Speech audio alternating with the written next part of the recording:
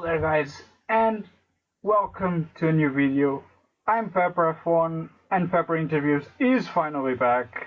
It has been a long time, and to give a special return to this series, I've invited someone who you'll probably know if you watch AOR.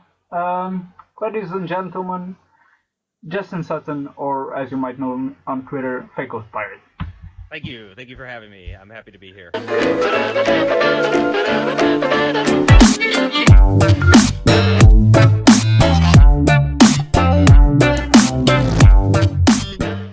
Yeah, I think the first question I need to ask, because after all, there's always a reason.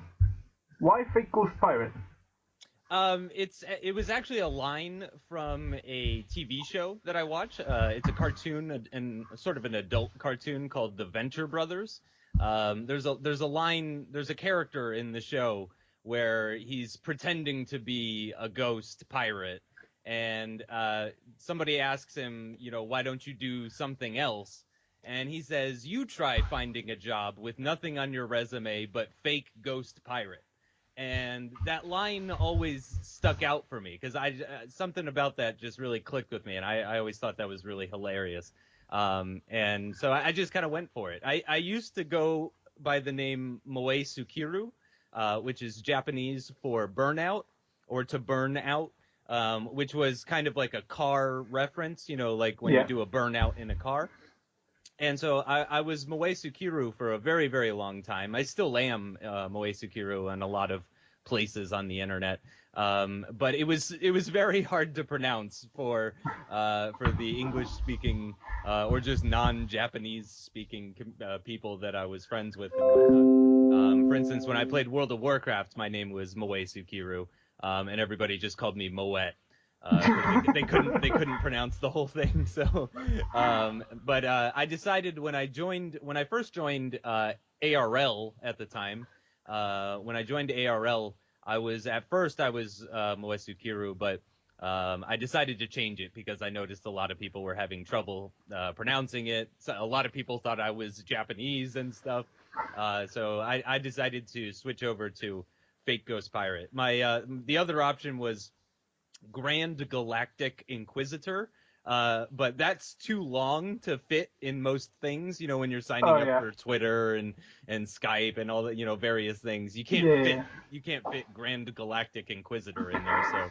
So my second choice was FakeGhostPirate, and it just kind of stuck. And I really like the name. I have changed my name quite a few times, as you can imagine. I'm 30 years old. I've been using the internet since like 1991, so my online name has changed quite a bit over the years. It's good to have a change from while to while, I guess. Yeah, I think so. Now that you mentioned ARL as well, I mean, this YouTube thing, where did this partnership on Box Gaming came from? I mean, did Miko approach you? You approached Miko? What happened?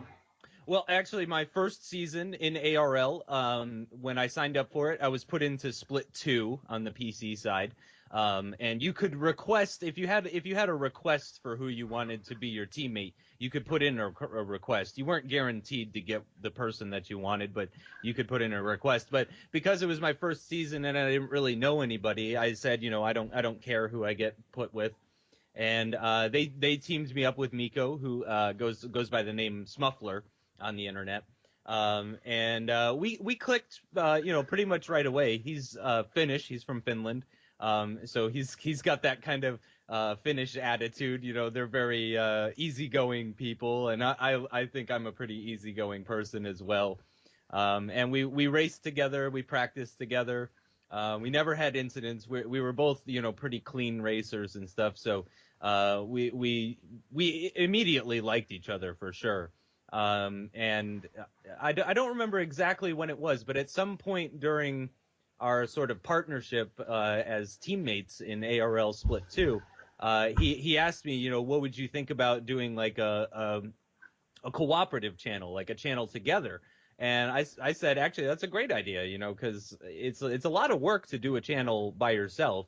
And Miko's been busy recently, so the channel kind of has just been me recently, but I'm hoping Miko's free time will start coming back to him and he can start making videos again. But yeah, it was Miko, but you know, we were teammates already, so we already knew each other. But really, it was his idea. Well, thank God he had that idea because I don't know. I mean, I think having new channels coming from all the directions and all that, it's good for the community.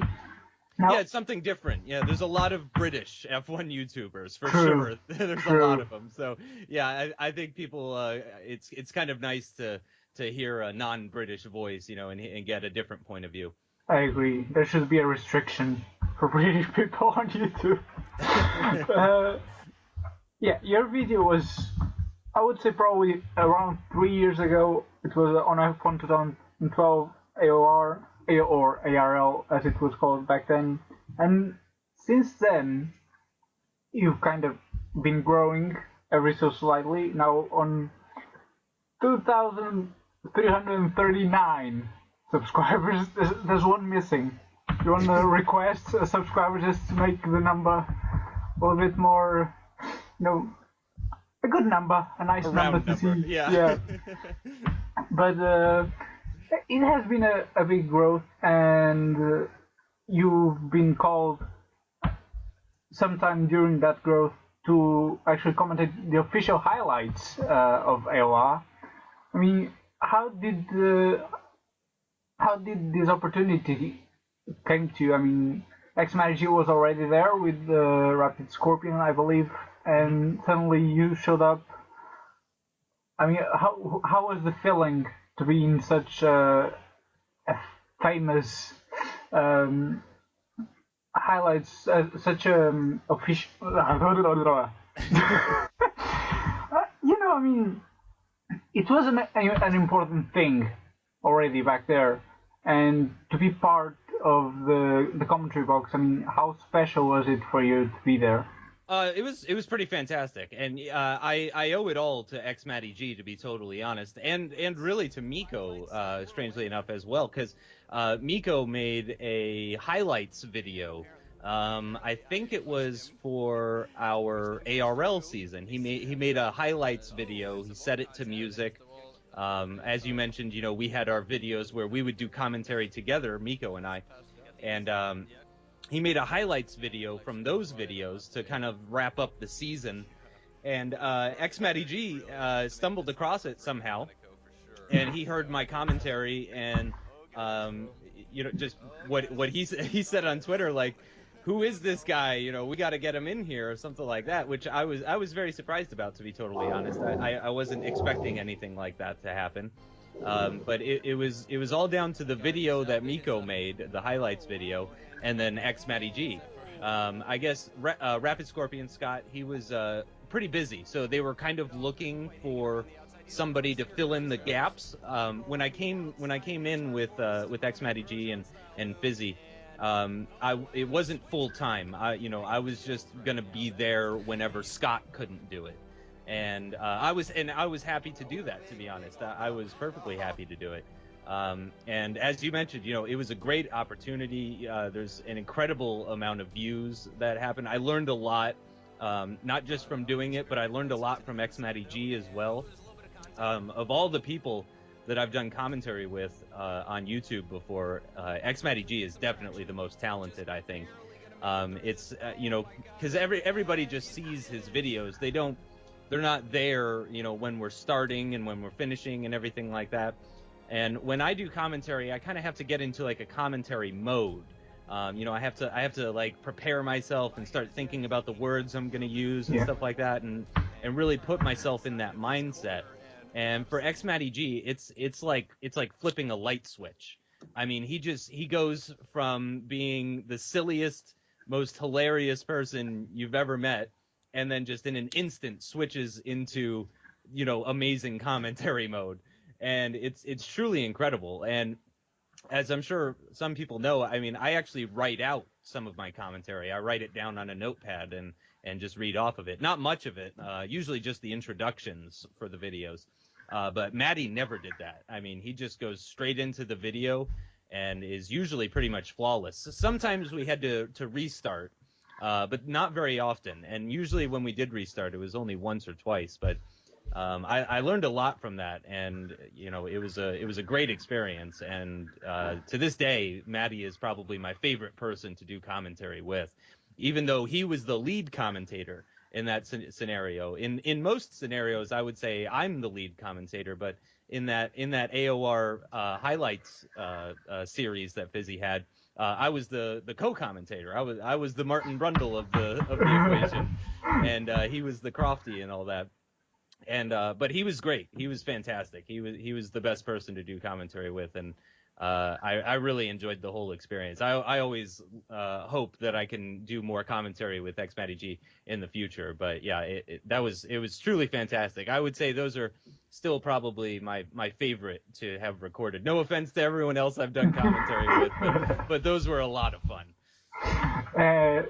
So do you think somehow your presence on the commentary box for the OR videos kind of helped yourself and the Box Gaming channel grow as well? Because I think since that point when you started commentating, you kind of as well start to rise as a commentator as well, not only as a YouTuber, but also kind of a person that you would look at, you listen to, and you'd say, yeah, this guy has the potential to become a commentator. Did it any time did it pass through your head to someday just really do it for something? I don't want to say real, because it was real. I mean, AOR is still a thing, but like a profession, like a real job out there, commentating on racing, on this case, or anything else. Yeah, definitely it has passed through my mind. It is something I would like to do, to be totally honest. Thankfully, commentary is interesting. Because it's one of those things that you can actually get better at as you get older. F1 drivers, they tend to get worse as they get older. Once they reach a certain point, it's all downhill from there. But with commentary, and I think some of the best commentators that we've seen in this world are proof. That the older you are, oftentimes the better you are at commentary. So it's definitely something I'd like to do. For now, I think I'm happy being a commentator on YouTube and for sim racing and stuff like that. But yes, it is something I'd like to do professionally at some point if given the opportunity. And really, I'd like even to do it professionally for sim racing. There's a commentator for iRacing. His name is Will Vinson. He does a lot of commentary for a lot of different racing categories and whatnot. For sim racing, not real racing as far as I know, though. But he's pretty successful. I think to the point where he's I don't know if he's doing it full time, but I think he's doing it as sort of like a side job. I think he's being compensated, and I'd like to get to that point. And I think sim racing will reach that point at some point, because when you look at games like League of Legends and Counter-Strike and Call of Duty, there's all these Twitch events and stuff like that with commentators, and these guys are being paid. And I'm hoping that sim racing will reach that point. The thing about sim racing, though, is I think we need to not try to attract gamers. I think we need to try and attract racing fans. Because I think if a lot of F1 fans and just racing fans in general knew how exciting sim racing could be, then I think a lot more of them would watch it, especially during the winter months, like right now, where F1 is over with for the year. We got 100 and something days until the next F1 race, and I think a lot of F1 fans, if they knew that there were, sim racing channels that they could watch that had racing that was almost as good as real F1, or even better, depending on what you thought of 2015, then I think the audience would grow significantly. I don't think the average gamer, though, is really interested in sim racing. I think it appeals more to racing fans. I think right now the sim racing community consists of people who enjoy gaming and racing.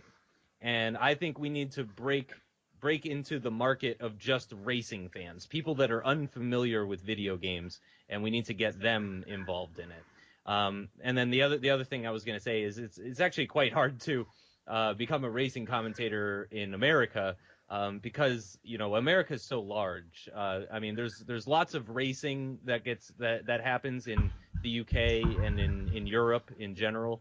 Lots of opportunities, I think, for commentators. In America, I don't think the amount of opportunities is quite the same. I think you pretty much, you have like IndyCar, NASCAR, and then there's some smaller ones. There's the American Le Mans series. There's a few other ones. But I think it's a little bit harder to break into real life racing commentary as an American versus a European. And maybe I just don't know the right people, maybe it's something like that. But right now I'm happy to just kind of build my resume on YouTube, as it were. I'm happy to continue doing what I'm doing because I love it. And it's like you said, I'm more of like a commentator than a YouTuber at this point. My commentary, I've done commentary for Ownage on his channel. I've done commentary for Fizzy. I've done commentary on Xmatty G's channel even. I do commentary, obviously, on Box. I've done commentary for the Nebula Racing League as well. I try to put myself out there as much as I can. That way, when the time comes for me to maybe get a commentary job that actually pays money and whatnot, then I'll have all these different videos that I can point to and say, yeah, I did that. So that's sort of what I'm doing right now, I think. And are you proud of what you've done so far? Yes. I do think I'm extremely critical of myself, though. I think I have a good ways to go. I'm very lucky that people are always complimenting. They're saying great commentary and stuff like that, and I always really appreciate it. And I do read the comments, even on the videos that I do for other channels. I always go check the comments to see if people are giving any sort of suggestions or anything. One that comes to mind is when I was doing AOR with Maddie. Apparently, I was saying the word absolutely a lot. Like anytime Maddie would say something, I would just reply absolutely, and then I would start talking. And so somebody pointed that out in the comments, and I tried to stop saying. And I think I've done that. I try to limit the amount of times that I say absolutely. So, but yeah, I always check, and I always try to become better. I always check the comments. Some people can just be mean. There's one guy that says that I say too much and stuff like that, and it's like, well, sorry, I'm doing my best here, buddy. Stuff like that. But there is helpful, constructive criticism out there, and I welcome it. Because I do want to become better at this. As good as people might think I am, or as good as I might think I am, there's always room for improvement. You can always be better, and that's what I constantly try to do. I try to improve myself. Yeah, and now that we are starting to go through the comments and that sort of stuff around the videos and all that, there has been a situation, let's say, around this F1 community that apparently has split to two communities, and it's a very it's not a complicated situation, but I mean, do you think this was avoidable? What is your position on this massive? Because now it's a massive discussion around what this F1 community should be, or what it could be, against what it really is now. That's a tough one, and to be honest, I haven't been keeping up with that. I'm very much aware that that's been going on. People have been making videos. I try to follow as many people that are involved in the F1 community as possible. I follow lots of people, even if I don't watch their videos, to be totally honest. I'm not that interested in F1 2015 videos right now, for example.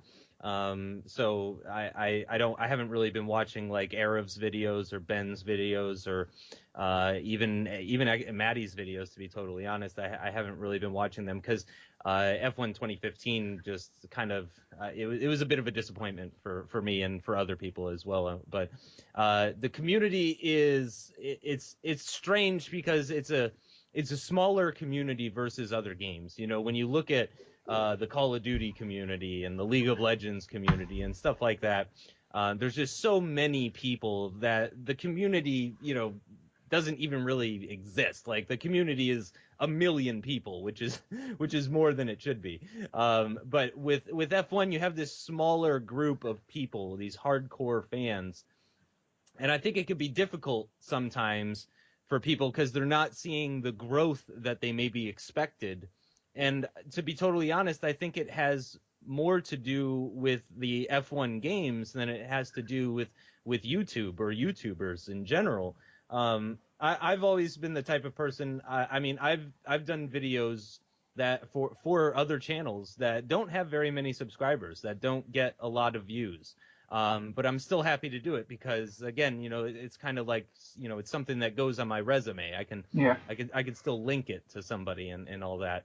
So I'm not I'm not partial or anything in that regard. But yeah, I know what you mean. It's a difficult situation for sure. And I haven't really taken sides on it. I'm not going to defend the large YouTubers. I'm not going to defend the smaller YouTubers. You know, I'm kind of right there in the middle, to be honest. You know, I'm not a big YouTuber. I'm definitely not a small YouTuber. I think once you break 500 to 1,000 subscribers, I think that's a huge achievement, to be totally honest. If you have more than 500 subscribers on YouTube, you know, it's more than you think. If you look at a picture of what 500 people looks like and then think, wow, that many people are subscribed to my channel, you know, it's actually, you know, it's humbling. You're like, wow, that's amazing. So and I'm lucky to have Miko, you know, who makes incredible videos. He doesn't make them as often, but when Miko has an idea for a video, boy, it really kicks off. I mean, I think his How to Pronounce Kimi Räikkönen video and his interview with a Codemasters employee, those two videos combined make up like somewhere between 25 and 50% of the views on our channel, to be perfectly honest. I mean, it's a very large percent. So the only video I think I've done that's been almost as successful was my first pro season video. So I'm lucky to have Miko because he brings in a lot of views. He's a really smart guy. And so that's kind of helped our growth, you know, because there's two of us. It definitely helps. But I can understand the struggle of a smaller YouTube channel for sure. I think, you know, the important thing is just trying to be original, trying to do things that maybe other people aren't doing. You know, trying to consistently put out good quality stuff, which we haven't always done, but you know, it's a tough situation, like you said, and I'm trying not to take sides on it because I'm sort of a friend of everybody, I guess you could say. You're like that person in the middle of the war, just taking a cup of tea, looking at both sides. Yeah, just asking, like, guys, can we all just calm down, guys? Let's just get a pizza and watch some TV or something. Let's all chill out. But since you point that out, I mean, could it ever be a solution? Like you said, Box Gaming is a channel with 2 persons working there.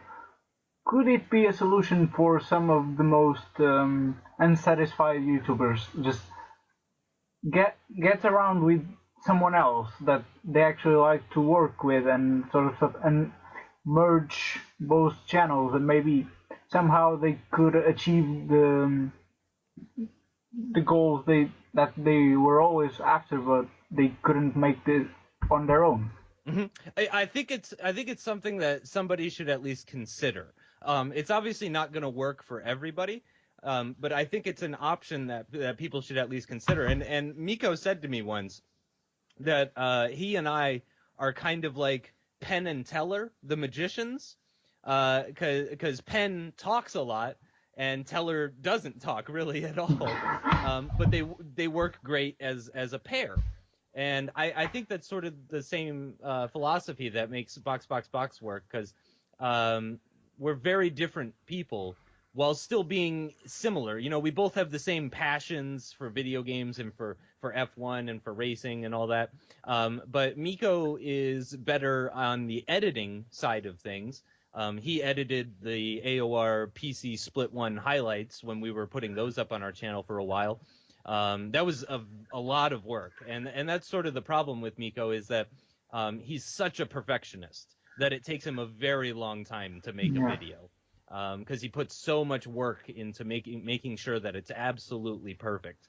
And that's sort of why we couldn't make them anymore, because he didn't have to, he couldn't invest that much time into the videos anymore. But I think and of course, you know, if you're looking to get rich off YouTube, then partnering up with somebody isn't a great idea, because we split all the money, you know, all the monetization. We don't make that much, maybe $10 or $20 a month, but when you cut it in half, that's only like $5 or $10 a month. And you know, I could understand people, you know, wanting to try and get money from YouTube, and so it's not great from that perspective to have a partner. But you know, I think people should be open to the idea of working with a partner, because I think it could be very beneficial. You can always learn new stuff from each other, right? Right, exactly. Now, we've been talking a lot of YouTube, but you certainly, I hope so at least, that you have a life outside the internet and outside of YouTube. You said you work on the Xbox support, I think, and but you weren't satisfied and you were looking for new things. Do you have a dream job?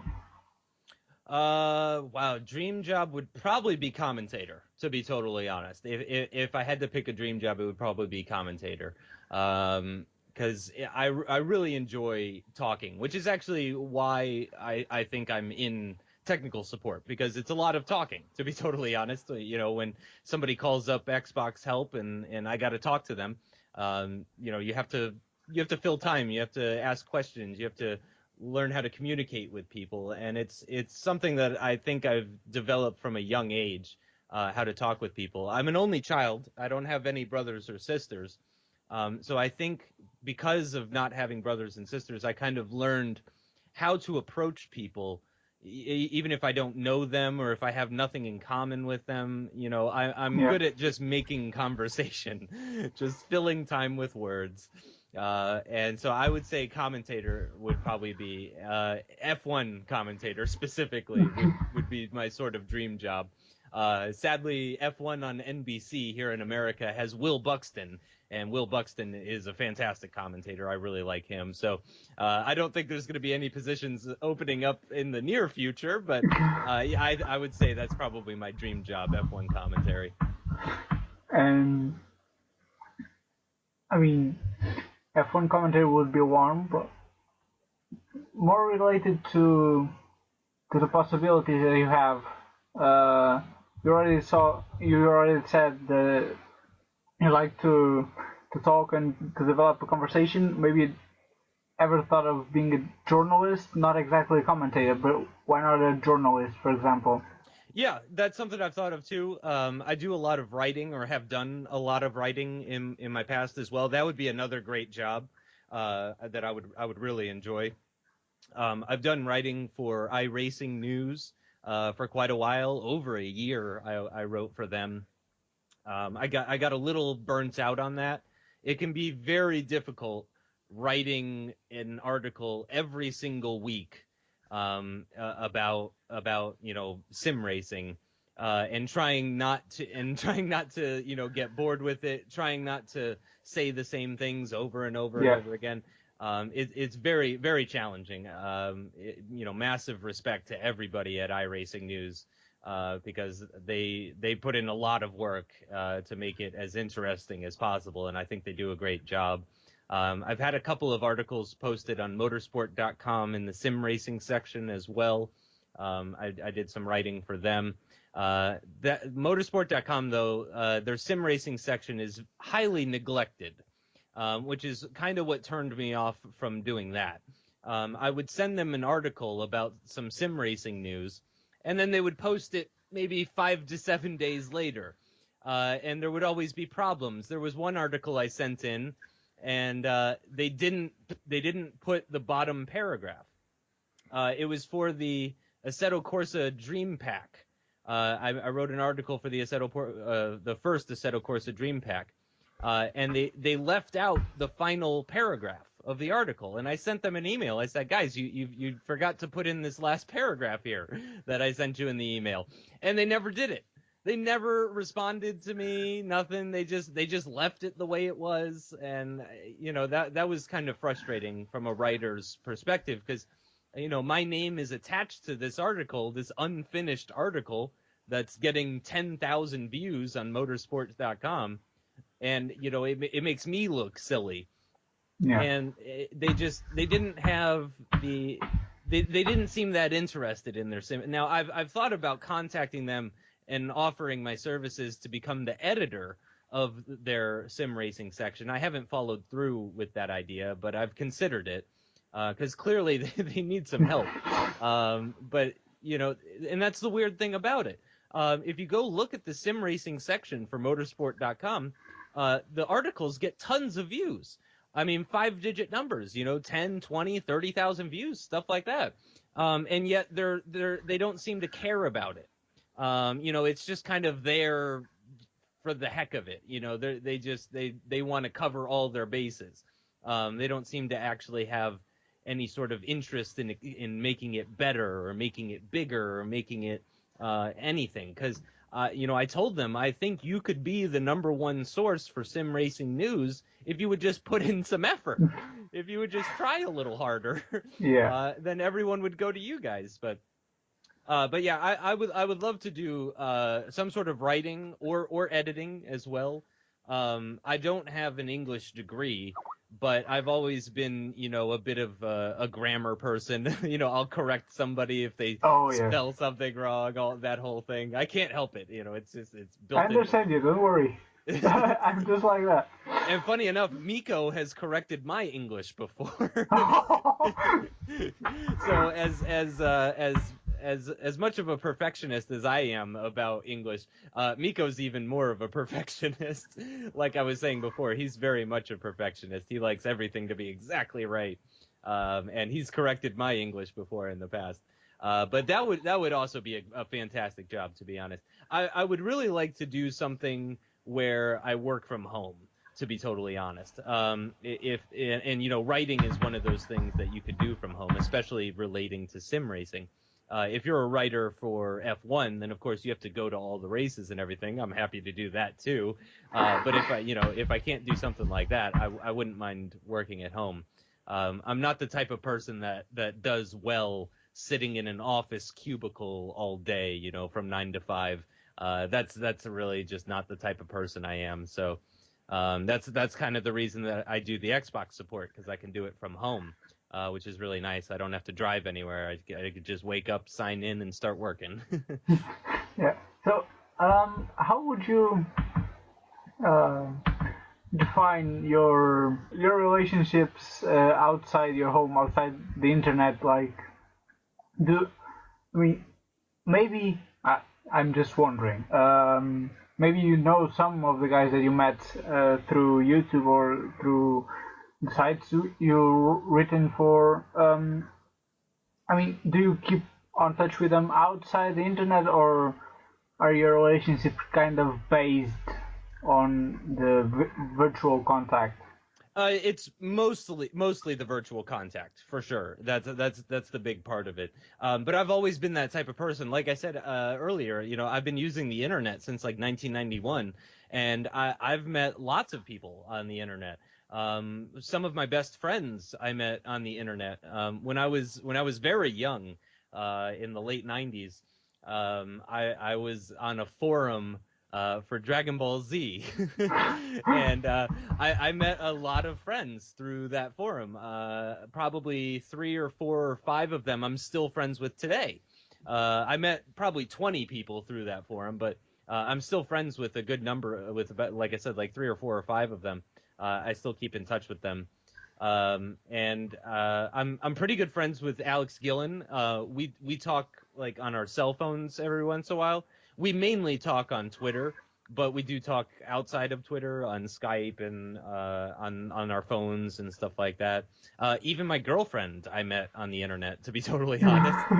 I won't say how or where, but that's it's always been sort of my thing. I've always liked meeting people on the internet and meeting up with them. When I went to the U.S. Grand Prix, though, I met somebody who I used to do sim racing with.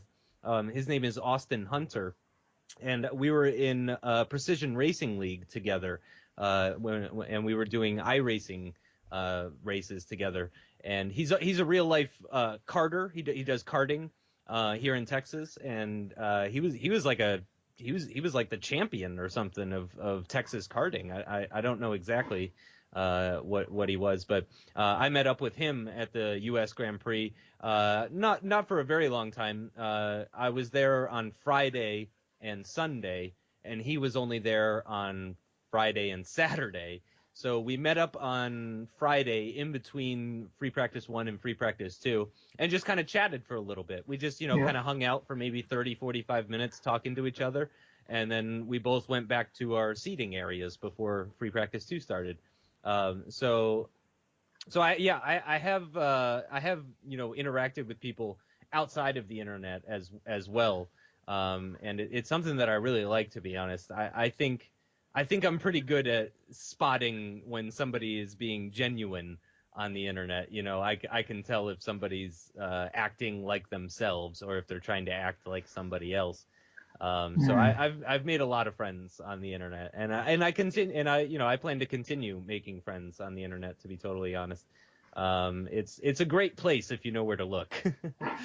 Yeah, because that's an actual problem these days, because the internet is such a big place, and especially for the younger people, it can be quite hard to know where to go and who to trust.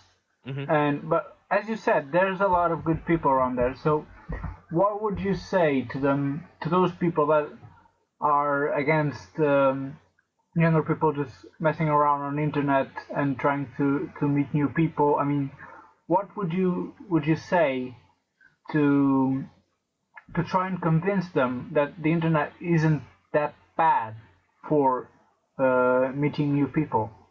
I would say, like I said before, you got to know where to look. I don't know if I would meet somebody that I met on Reddit, for example. I don't know about that. But I think AOR is a great example. AOR isn't a massive community. It's pretty big. There's hundreds of people in AOR, probably maybe even over 1,000. I don't know, to be honest. But I think AOR is one of those places where you could really meet somebody, and that's exactly what happened with Miko and I. We met through ARL, as it was known at the time.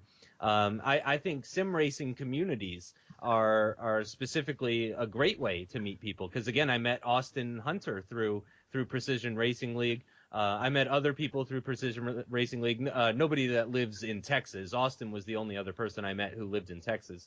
But I've met other people there as well. I think generally people in sim racing are good people. Good people to meet up with. I've seen that other people have met up with each other as well. I saw when like Alex Gillen and Arav and X Matty G, when they all met at the British Grand Prix and stuff, that sort of thing. And I think it's just about getting to know people online. I spend a good amount of time because I work from home. It's easy to reach me. Generally, you can message me on Steam or on Twitter or on Skype, and I'll usually respond fairly quickly. Sometimes I'm not always at the computer, but usually within an hour or so I'll respond. Not everybody seems to understand the time difference, though. Sometimes I'll get Steam messages from people at 4 a.m. in the morning saying, "Hey, are you there?" And it's like, "Nope, sorry, I am not here. I am definitely sleeping." But I think sim racing and racing games, those communities are a great place to meet people. And same thing. The people that I met through the Dragon Ball Z forum, that was a small forum. There wasn't thousands of people that were posting on there, there was just a few hundred maybe, and maybe only a few dozen that were extremely active on the forum. And I spent a lot of time there learning, meeting these people virtually through text and stuff, long before I ever decided to try and meet them or anything. You got to be safe with it for sure. But I think a lot of it is just sort of like gut feeling. When you're talking to someone, you get that kind of feeling in your gut, like, oh, this person's kind of just like me. They're into the same sort of stuff. They're a similar age and all that kind of stuff. So I think people should be.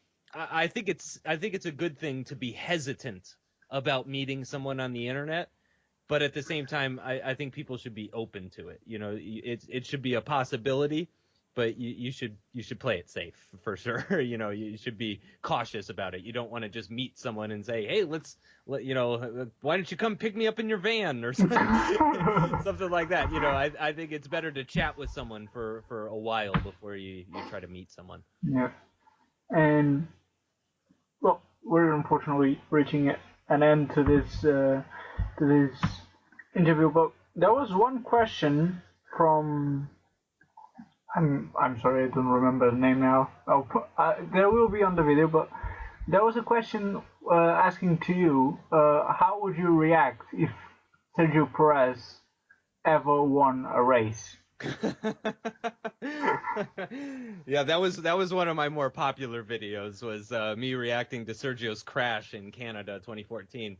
I would probably cry, to be totally honest. I would probably cry.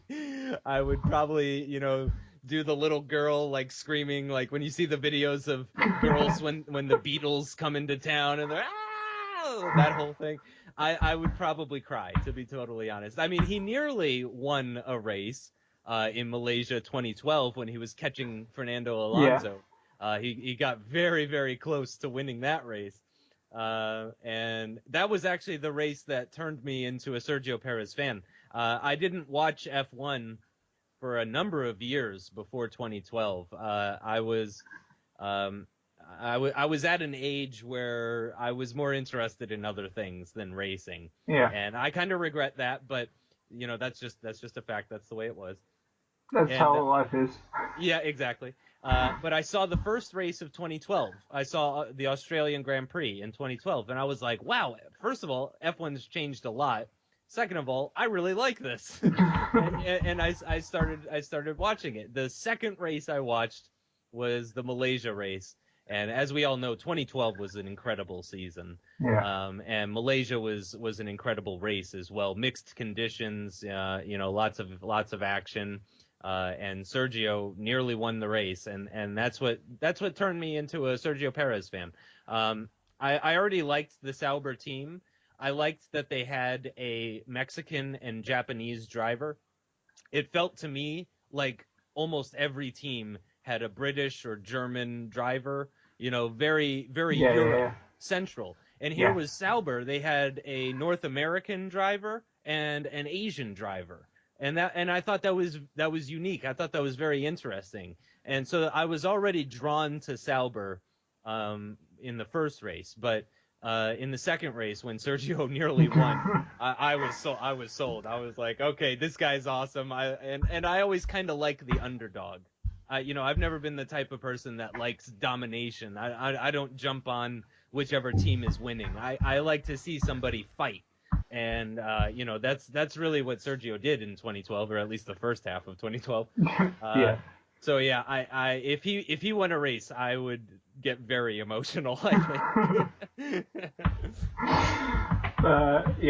Well, I think unfortunately that's all the time we have. I would like to thank you for being here. I mean, it was awesome to have you here. Thank you for having me. I really enjoyed it, actually. It wasn't. I hope not. It wasn't a bad experience for you as the first interview where you weren't the one asking the questions. But as always, as the last question of these interviews, that is, Who would you like to see here next being interviewed? Oh, good question. I'm gonna think about that for a moment. Okay. Do you know MP Racing? I think I've heard of. Yeah, I'd like to see MP Racing. And He's one of my favorite smaller YouTubers. He does F1 videos, Assetto Corsa videos, R Factor videos. I'd like to see MP Racing because I also play Grand Theft Auto with him sometimes as well. But I think he has some of the best videos on YouTube, to be totally honest, and I think he deserves more subscribers. So I'd like to see MP Racing. MP Racing. And you guys who you want to see next here, post down on the comments below. Once again, thanks very much to Justin, and I'll see you guys on the next video. Bye bye. Yay! That was fun. I like that. Your relationships. Blah, blah, blah. Nice English, Peppa. I hate these ads. So go ahead. On Skype? Yeah. Yep. They're so annoying. Mine is asking if I'm in need of elderly home care for my loved one. Well, mine is basic steps of Skype, number 3.